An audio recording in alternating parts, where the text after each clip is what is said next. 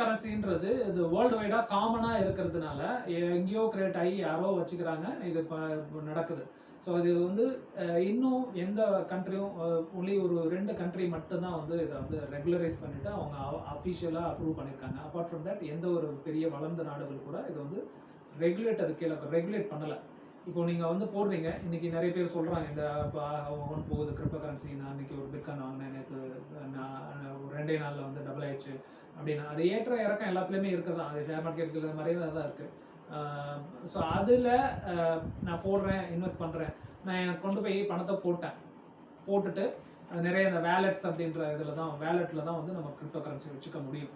So அந்த இதில் போட்டுட்டு அது வேல்யூ ஏறுது. நீங்கள் ஒரு லட்ச ரூபா போட்டீங்க, அது 1,50,000 ரூபா ஆயிடுச்சு. நாளைக்கு எடுக்கணும் அப்படின்னா அதை கன்வெர்ட் பண்ணிட்டு ருப்பியா எடுக்கிறீங்கன்னு வச்சுக்கோங்களேன். அந்த டைமில் நீங்கள் எடுக்க முடியணும். அப்போ ஒரு ரெகுலேட்டர் எடுக்க முடியலை. இப்போ நீங்கள் ஏதோ ஒரு